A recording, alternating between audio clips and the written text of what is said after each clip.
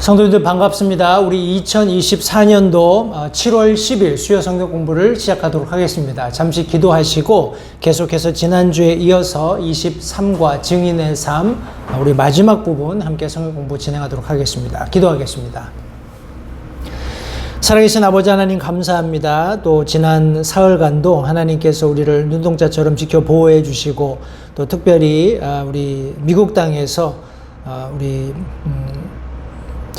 4th of July를 맞이해서 저희들이 참 애국 주일로 함께 귀한 주일을 보냈습니다. 참 이 자유를 위해서 헌신하고 수고하는 그런 많은 사람들이 있다는 것을 다시 한번 우리가 기억하고 감사할 뿐만 아니라 더 나아가서 영적으로 우리가 바로 일선에 선 주님의 복음을 들고선 그런 주님의 군사들이라는 사실을 기억하면서 우리의 삶이 어떠해야 하는지 다시 한번 우리의 삶의 자세를 바로 잡는 그런 귀한 계기가 될 수 있도록 주님 선대해 주시기 원합니다.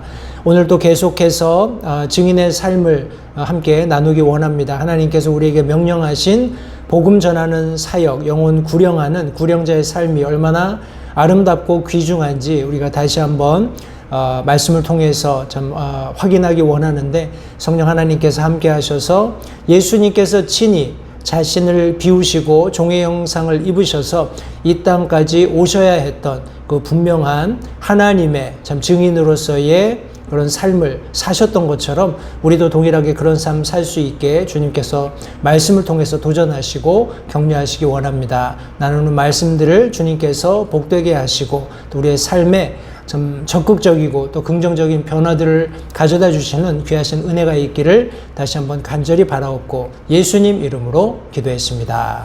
아멘.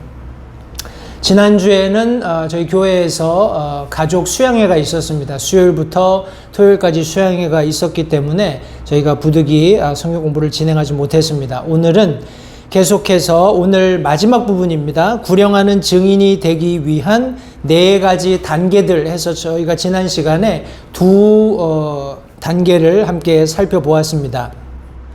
전체적으로 이 4가지 구령의 단계들은 성경에서 설명하고 있는 그런 영혼 구령과 관련해서 농사일에 비유해서 4가지 단계를 선별하고 그 큰 그런 단계들을 가지고 우리가 함께 공부를 하고 있습니다. 첫 번째 단계가 지난 시간에 가라 하는 내용으로 함께 말씀을 나누었습니다.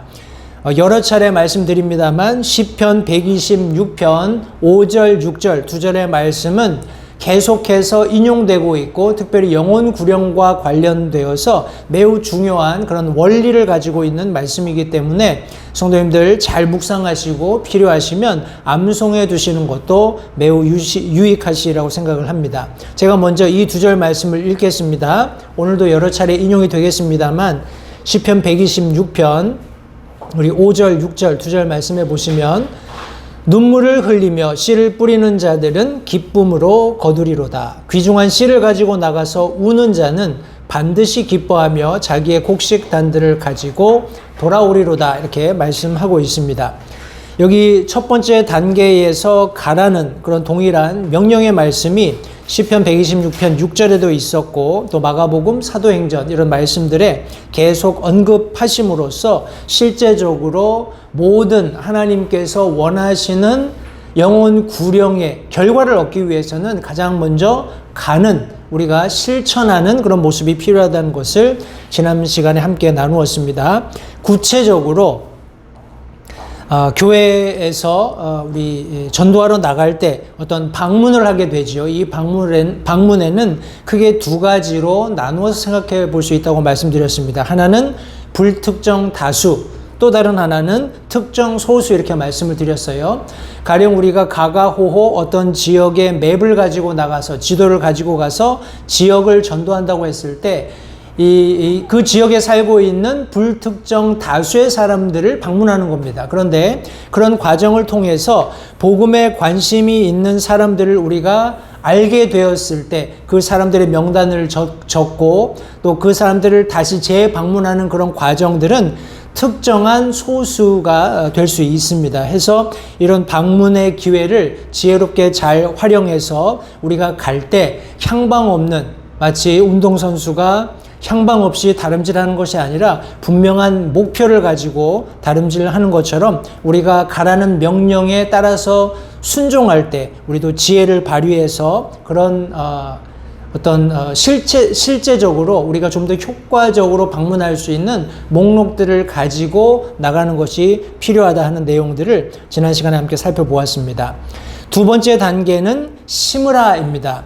우리 농사하는 그런 과정에서 어떤 원리들을 발췌해 왔다고 말씀드렸습니다. 먼저 가서 씨를 이제 심어야 되는데 이 씨는 사람들이 얘기하는 철학적인 사람들이 가지고 있는 어떤 인생관이 아니라 성경이 말씀하고 있는 하나님의 말씀이라고 여러 말씀들에서 언급하고 있습니다. 해서 우리는 썩어질 씨가 아니라 썩지 않고 영원한 그런 하나님의 말씀의 복음의 씨앗을 가지고 나가서 심는 그런 열심이 있어야 한다는 것을 함께 말씀을 통해서 확인해 보았습니다.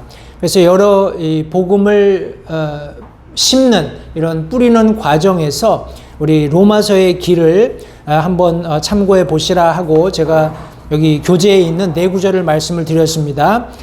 저 같은 경우에는 요한복음 3장 16절을 시작으로 해서 로마서 3장 23절, 6장 23절, 5장 8절 그리고 마지막으로 10장 13절 말씀을 가지고 우리 복음을 제시하는 그런 방법들을 지난 시간에 함께 살펴보았습니다. 오늘은 우리 제3단계, 4단계 두 단계를 마지막으로 이제 23과 전체 성경 공부를 마치게 될 텐데 제3단계부터 시작하도록 하겠습니다. 여러분 가지신 성경 공부 교재 166페이지에 보시면 제3단계 물을 주라 하고 되어 있습니다. 가서 씨를 뿌렸다면 이제 물을 주어야 합니다. 씨가 싹트게 하려면 물을 주어야 합니다. 시편 126편 5절 그리고 6절, 2절 말씀 동일하게 나와 있는 상반부 말씀을 보시면 눈물을 흘리며 씨를 뿌리는 자들은 이렇게 되어 있습니다. 시편 126편 6절 말씀에서도 귀중한 씨를 가지고 나아가 우는 자는 이렇게 되어 있어요. 우리 사도행전 20장 31절 말씀도 같이 한번 보겠습니다. 사도행전 20장 31절 말씀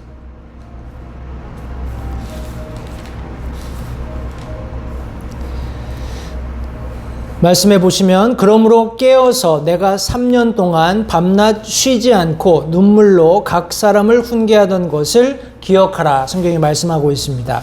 이 세 절의 말씀이 공통적으로 지금 강조하고 있는 것은 물을 주는 과정에서 여기 시편 126편 5절 6절 눈물을 흘리며 나아가 우는 자는 그리고 사도행전 방금 읽은 20장 31절 말씀도 밤낮 쉬지 않고 눈물로 각 사람을 훈계하던 것을 기억하라 하는 이런 말씀들로 미루어 보건대 여기 물을 주는 과정은 믿는 그리스도인이 영혼을 불쌍히 여기는 마음을 가지고 복음을 제시했을 때 그 영혼이 구원받을 수 있도록 눈물로 기도하는 그런 모습을 우리가 연상해 볼 수 있습니다.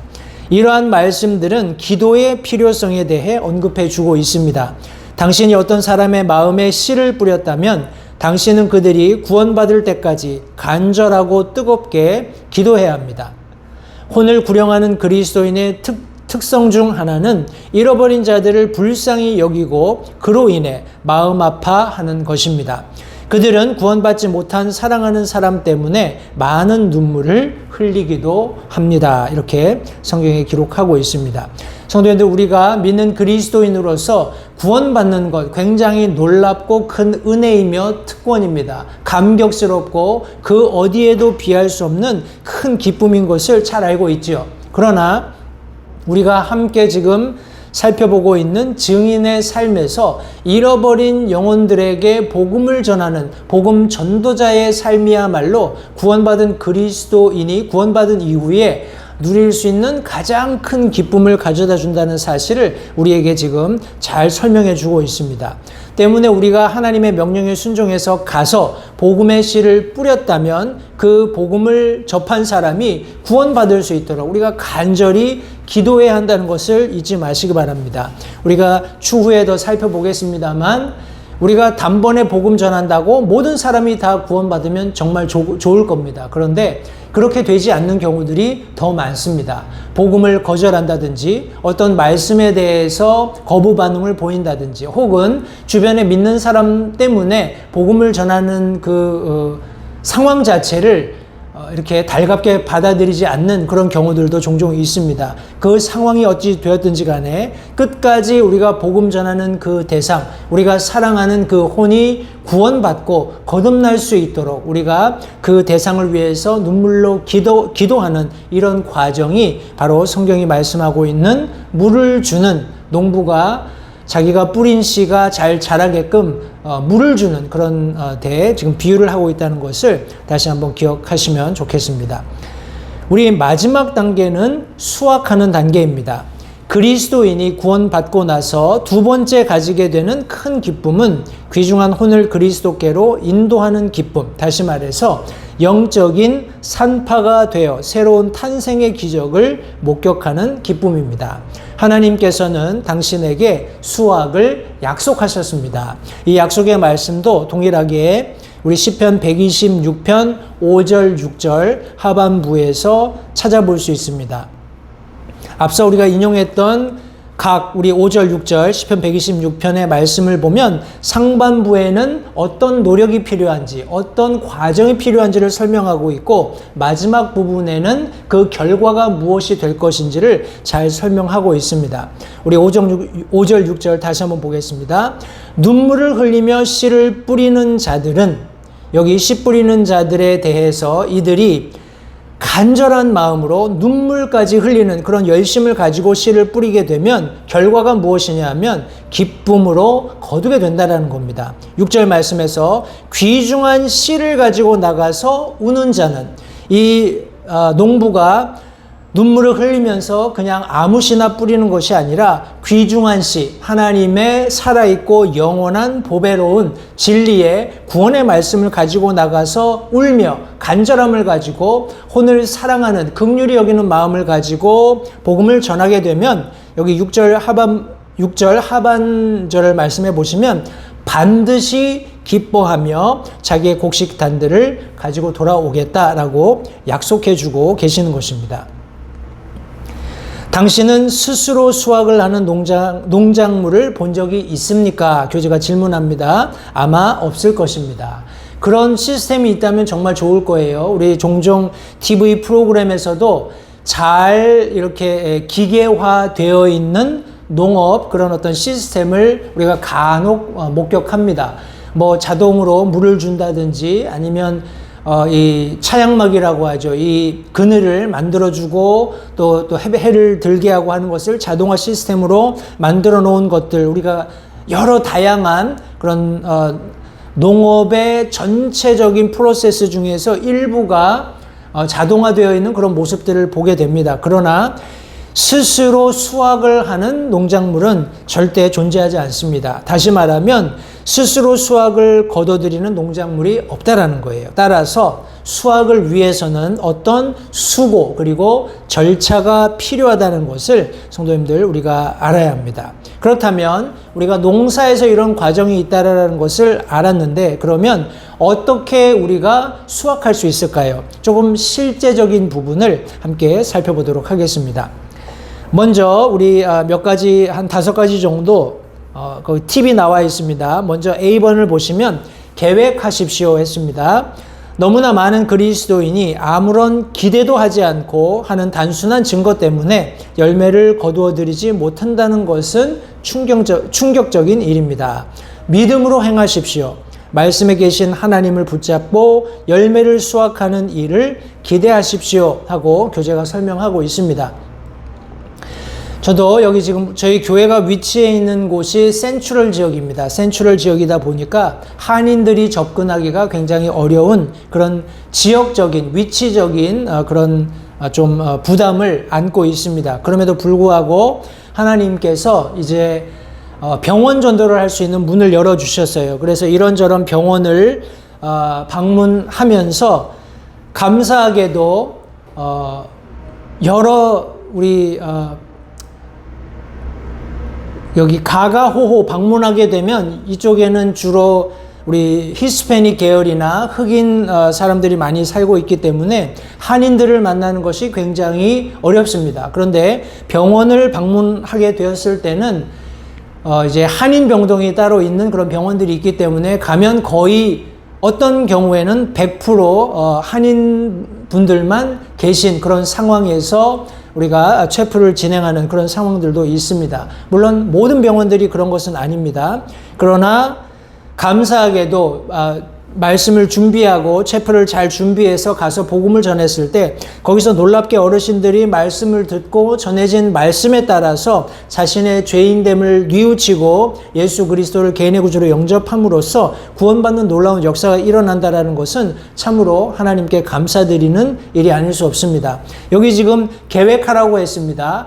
저는 정해진 저 같은 경우엔 개인적으로 매주 화요일 오후 3시에 우리 제가 방문하는 교회가 있기 때문에 방문하는 병원이 있기 때문에 그 채플 시간을 위해서 준비하고 계획하면서 기도합니다. 거기에 새로운 환자분이 계시다면 오늘 전하게 될 말씀을 통해서 그 환자분이 복음을 이해하고 깨닫고 예수님을 개인의 구주로 영접할 수 있도록 해 주십사 하나님 앞에 기도하면서 믿음으로 이런 병원 방문을 지속하고 있습니다. 이런 과정을 통해서 많은 어르신들이 구원받았어요. 그리고 이 한인 노인분들이 계시는 병동의 특성상 안타깝지만 이제 지금 한 1년여 시간이 지나면서 제가 알고 있던 분들이 소천하시는, 세상을 떠나시는 그런 일들도 이제 생기게 되었습니다. 참 안타깝지만 그런 소천하신 소식을 들었을 때마다 하나님께 참 감사하는 것은 그분들이 적어도 그 짧은 체풀 시간이지만 그 가운데서 복음을 듣고 예수님을 개인의 구주로 영접하고 세상을 떠나셨다는 것에 대해서 위로를 받기도 합니다. 성도님들, 우리에게 시간이 굉장히 많은 것 같지만 실제적으로 그렇지 않습니다. 다시 한번 우리가 이 하나님께서 주신 특별한 기회, 복음을 전해서 어떤 사람은 씨를 뿌리고 어떤 사람은 물을 주고 어떤 사람은 수확합니다. 그러나 우리가 뿌리지 않은 것도 거둘 수 있는 기회를 주셨는데 성도님, 우리가 다음 세대를 위해서 씨 뿌리는 사역을 지속하는 것은 너무나 당연합니다. 그리고 우리 세대에서 가령 우리가 수확할 수 있는 은혜를 누렸다면 성도님들, 우리가 부지런히 수확해야 합니다. 그러기 위해서 먼저 계획하는 일이 필요하다는 것을 절대 잊지 마시기 바랍니다. 우리 B번을 보겠습니다. 당신이 증거하고 있는 상대가 구원의 계획을 충분히 이해하고 있는지 확인하십시오 했습니다. 질문을 던져볼 수 있겠죠. 그런데 여기 교재에 보시면 당신은 천국으로 가기를 원하십니까? 와 같은 여기 번역을 교활한이라고 해놨습니다. 교활한 질문을 하지 마십시오. 너무나 뭐라고 할까요? 알맹이가 빠져있는 질문이죠. 천국 가기 원하세요? 하는 것보다 지금 어떤 죄인으로서 죽었을 때 어디서 영혼을 맞이하시겠는가 하는 질문이 조금 더 그 질문을 듣는 사람에게 폭넓게 자신의 삶을 객관적으로 바라볼 수 있도록 해줍니다. 그런데 이런 질문, 당신 천국 가고 싶으시죠? 하고 이렇게 질문을 던지는 것은 여기 좀 표현이 조금 그렇습니다만 교활한 질문이라고 여기 교재가 설명합니다. 상대방이 명백한 죄의 찔림을 느끼지 못하거나 그리스도께서 행하신 일에 관해서 이해하지 못한다면 수확하는 단계로 넘어가지 마십시오. 인간에게는 본성적으로 구원의 열매를 제 손으로 맺고자 하는 마음이 있다는 것을 기억하십시오. 익지 않은 곡식을 수확하지 마십시오. 아직 수확할 때가 아니라면 항상 그 문을 열린 채로 남겨두십시오 했습니다.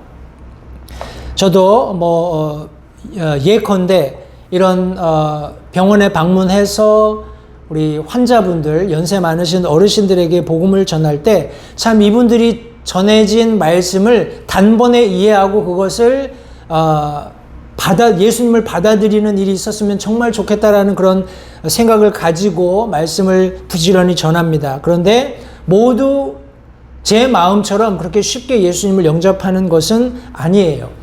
더러는 그 자리에서 예수님을 영접했지만 개인적으로 만나서 또 구원을 점검하는 과정에서 그분들이 실제적으로 복음을 정확하게 이해하지 못한 사실을 발견할 때도 있습니다. 그럴 때는 차근차근 다시 한번 한 번 받는 구원이 영원한 구원이라는 것, 이것이 사람의 감정에 의존하는 것이 아니라 진리의 말씀, 하나님의 영원하신 불변하신 말씀에 근거하고 있다는 것을 다시 한번 확신시켜주고 죄인으로서 어떻게 이 죄를 해결할 수 있는지, 예수 그리스도의 보혈이 우리의 죄를 하나님의 눈앞에서 제거하시기 위해서 어떤 능력을 발휘하셨는지 하는 내용들을 하나님의 말씀을 통해서 차근차근 설명해 드림으로써 다시 한번 구원을 확인하게 되는, 확신시켜드리는 그런 과정들도 필요했다는 것을 성도님들 다시 한번 제가 경험적으로 다시 한번 말씀을 드립니다. 너무 내가 복음을 전하는 대상이 오늘 내가 전하는 이 순간 구원을 결심해야 한다라고 어떤 강박감을 가지고 부담감을 가지고 복음을 전하지 마십시오. 여기 이제 계속해서 몇 가지 단계가 있는데 천천히 살펴보면서 조금 더 구체적으로 설명을 드리겠습니다. 10번으로 넘어가면 구원은 믿는 것이며 믿음은 회개와 영접 이라고 지금 여기 교재가 설명하고 있고, 이와 같은 것이 주님을 향한 단순한 기도를 통해서 이루어진다는 것을 사려 깊게 설명하십시오 했습니다. 구원은 믿는 것이다. 내가 어떤 노력을 통해서 얻는 것이 아니라는 것을 잘 설명드리고, 이 믿음을 가지고 하나님 앞에 나가야 되는데, 이 믿는 것은 회개, 다시 말해서 내가 죄인 된 그런 어떤 죄인의 모습으로서 내 자아로부터 돌이키는 것을 의미한다 하고 교재가 설명하고 있습니다. repent 혹은 repenting 이렇게 해놓았습니다. 회개와 영접, receiving이죠. 이것은 그리스도께로 돌아서는 거예요. 예수 그리스도께서 내 죄의 문제를 해결하시기 위해서 하신 일을 받아들이는, 그것을 receiving하는 그런 과정이 영접이라고 교재가 설명하고 있습니다. 믿음은 다시 한번 회개와 영접의 동전의 양면 같은 것이 하나로 우리 하나님 앞에서 이루어지는 것이다 라는 것을 여기 지금 교재가 설명하고 있습니다. 그러면서 D번에 보면 우리 죄인의 기도에 대해서 우리가 흔히 얘기하는 sinner's prayer 이렇게 되어 있는데요. 이 죄인의 기도에는 어떤 정해진 형식은 없습니다. 그러나 두 가지 중요한 요소가 있다는 것을 여기 지금 설명하고 있습니다. 그 두 가지 요소는 우리 하나는 사실이고 또 다른 하나는 회개와 믿음입니다. 자, 사실이라는 것은 내가 지옥에 가야 마땅하다는 것, 내가 죽음으로써 내 죄값을 지불하는 것이 맞다라는 것에 대한 인식이 있어야 된다라는 거예요. 그리고 나서 이제 그런 죄들로부터 돌아서서 예수 그리스도께서 하신 일로 말미암아서 내가 그 죄 문제를 해결할 수 있다는 사실을 깨닫고 예수님을 내 구원자로, 예수님을 내 죄를 대속하시는 그런 대속의 하나님의 어린 양으로서 인정하는 겁니다. 그래서 그분을 영접하는 과정을 통해서 구원받게 된다는 거예요. 그래서 죄인의 기도 가운데에는 분명히 이 두 가지 사실이 있어야 합니다. 내가 죄인 된 것을 하나님 앞에 인정해야 합니다. 그리고 예수님께서 이 죄의 문제를 해결하시기 위해서 나를 구원하실 유일한 구원자가 되신다는 사실을 믿고 예수 그리스도를 영접하는 그런 믿음의 행위를 가지고 하나님 앞에 나아가는 이 과정을 우리 죄인의 기도라고 하고, 그 가운데 이런 두 가지 중요한 요소가 있어야 된다는 것을 다시 한번 기억하시기 바랍니다. 한 영혼이 주님을 영접하도록 인도한 후에는 함께 기도하고 함께 기뻐하며 다음 기회에는 교회에 나오도록 격려하십시오 했습니다. 다른 사람들에게도 그리스도 안에서 새로 태어난 갓난 아이를 위해 기도해 달라고 부탁하십시오. 그리고 그를 우리 함께 나누고 있는 그리스도인의 성장의 ABC 성경 공부에 오게 하는 것에 대해서 목사님께 드리십시오 이렇게 했습니다. 우리가 한 사람이 구원받게 되면 굉장히 감격스럽지요. 하나님께서 나를 도구로 사용하셔서 복음을 전달하게 하셨고, 이 들려진 복음을 우리 피전도자가, 복음을 듣는 분이 겸손하게 받아들임으로써 자신의 죄인됨을 인정하고 하나님 앞에 고백하고 예수님을 개인의 구주로 영접함으로써 자신의 모든 죄를 용서함 받는 놀라운 구원의 역사가 일어났을 때, 이것이 얼마나 크고 감사한 일인지 모릅니다. 이런 일이 일어났을 때 그가 구원받은 것에 대해서 다시 한번 확인해 주는 우리 요한복음이나 요한 1서의 말씀들을 가지고 격려하신 이후에, 여기 교재에는 나와 있지 않지만 우리 교회로 초대한다든지 아니면 연이어서 침례의 어떤 필요성, 중요성을 설명하고 교회에 침례 받을 수 있도록 안내해 주는 것도 매우 중요하다고 생각을 합니다. 그리고 교회 안에 우리 이런 구원받은 사람들을 양육할 수 있는 다양한 성경 프로그램이 있으면 그보다 더 좋은 그런 일은 없다고 생각을 합니다. 1대1 양육이 되었건 그룹 성경 공부가 되었건 교회마다 차이는 있겠습니다만 썬데이 스쿨이 어떤 연령별로 되어 있다면 그런 그룹에 들어가서 정해진 어떤 성경 커리큘럼에 따라서 우리 체계적으로 성경 말씀을 배우는 것은 매우 중요한 일이라고 생각을 합니다. 이렇게 해서 우리가 4가지 단계, 가서 우리가 씨를 심고 물을 주고 수확하는 이런 4가지 단계를 함께 살펴보았습니다.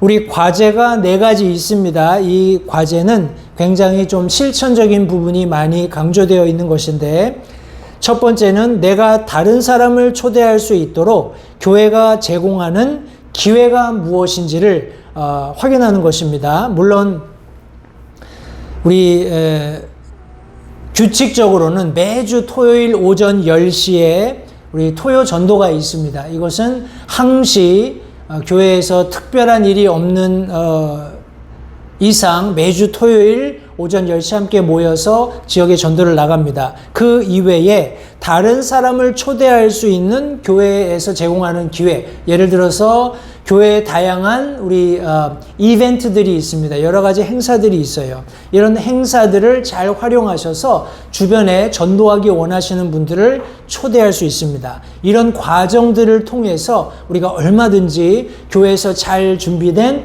복음의 씨를 뿌리는 그런 결과를 가져올 수 있다는 것을 기억하시면 좋겠습니다. 우리 과제 2번째는 나는 우리 교회의 브로셔를 다음의 장소에서 사용하도록 따로 제쳐둘 것입니다. 이렇게 했습니다. 여기 교회 브로셔는 전도지로 이해하시면 되겠습니다.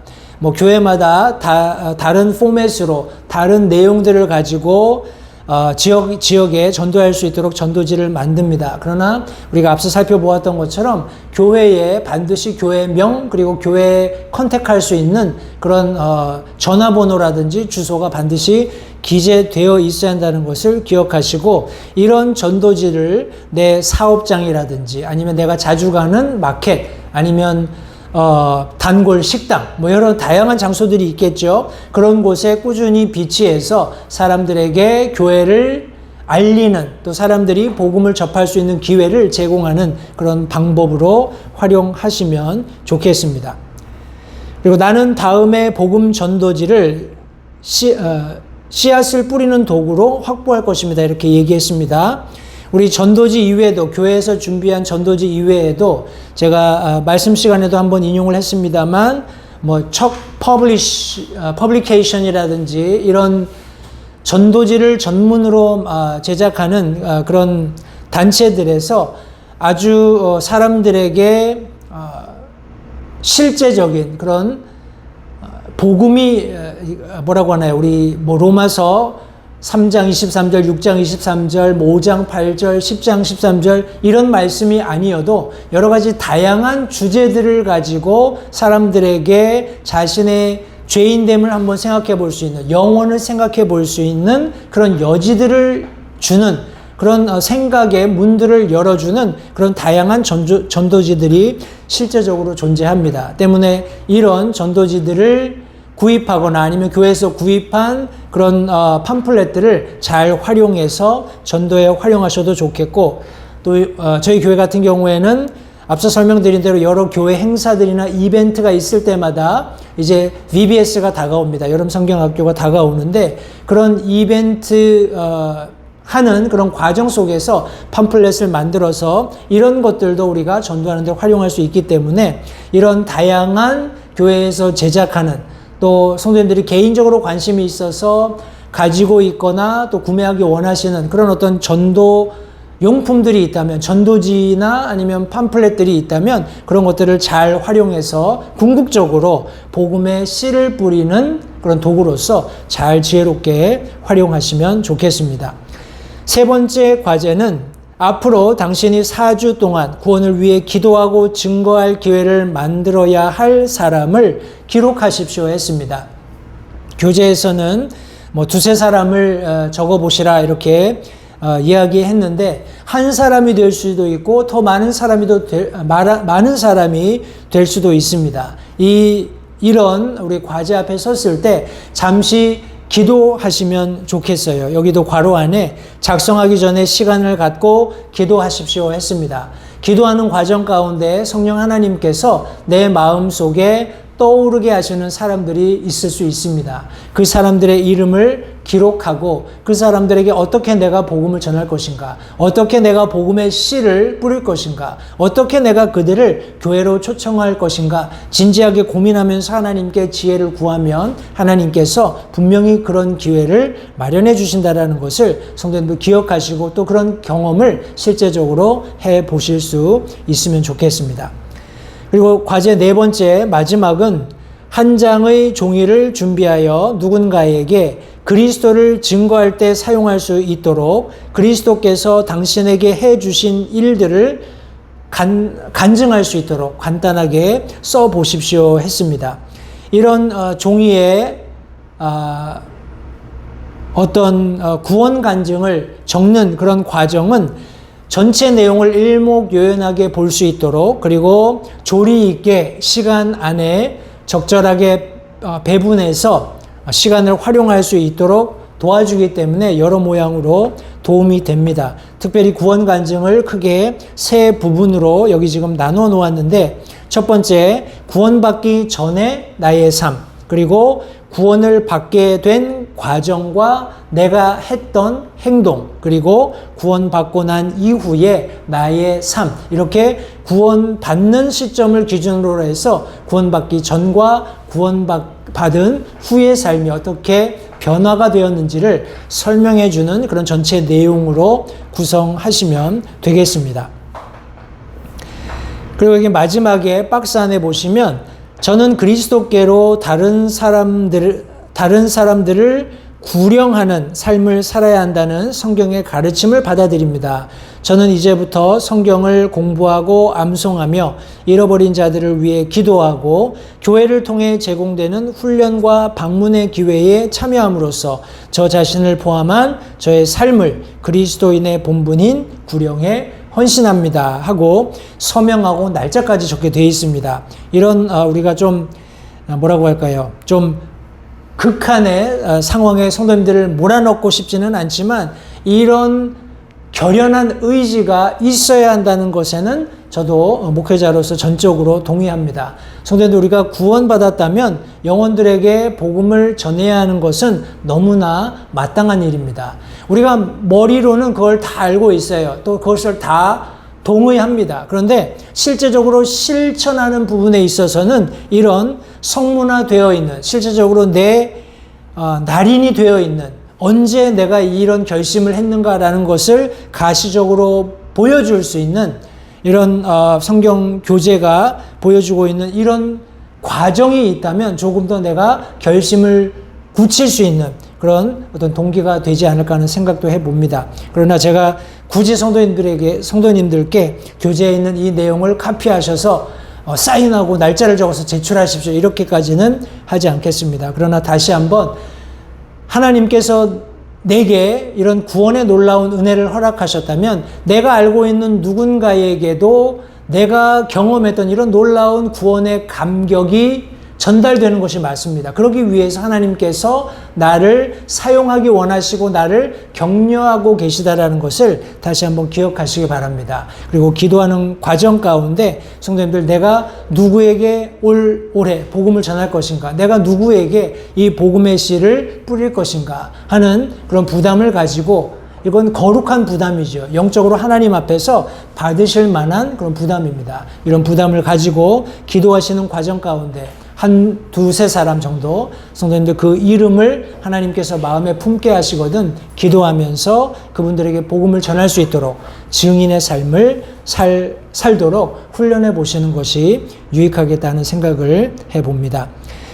오늘 이렇게 해서 우리 23과 증인의 삶 모든 우리 교재 내용을 마쳤습니다. 다시 한번 우리 한 5주에 걸쳐서 우리가 나누어서 함께 살펴보았는데 천천히 전체 내용을 다시 한번 확인해 보셔서 나도 그리스도인으로서 증인된 삶을 살겠다 하는 결단을 하는 우리 모든 LH 인도교회 성도님들이 되시기를 바랍니다. 이상으로 성경 공부를 마치겠습니다. 기도하겠습니다.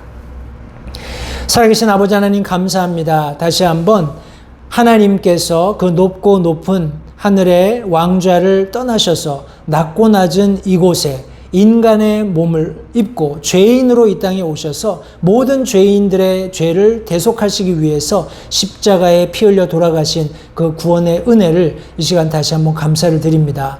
하나님, 우리가 그 놀라운 구원의 은혜를 입었습니다. 우리가 예수님의 피 흘리심으로 말미암아서 죄 씻음, 죄 용서함을 받고 구원을 얻었습니다. 하나님, 이것이 우리에게 얼마나 큰 은혜이며 놀랍고 감격스러운 기쁨이 되는지요. 그러나 더 나아가서 우리가 이런 기쁨을 우리만 만족하고 우리만 만끽하고 그치는 것이 아니라 실제적으로 성경이 말씀하고 있는, 우리에게 명령하고 계시는 나가서 복음의 씨를 뿌리고 또 그 씨가 자라날 수 있도록 이 복음의 씨가 뿌려진 그 사람들을 위해서 눈물로 기도할 때 우리가 기쁨으로 그 단을 거두겠다라는 분명한 약속의 말씀에 따라서 하나님, 우리가 증인의 삶을 살기 원합니다. 저희들에게 믿음을 주시고 열심을 주시고 헌신되는 그런 시간과 열정을 허락하셔서 찬송과 의 가사와 같이 내 손을, 내 발을, 내 입을, 내 온 몸을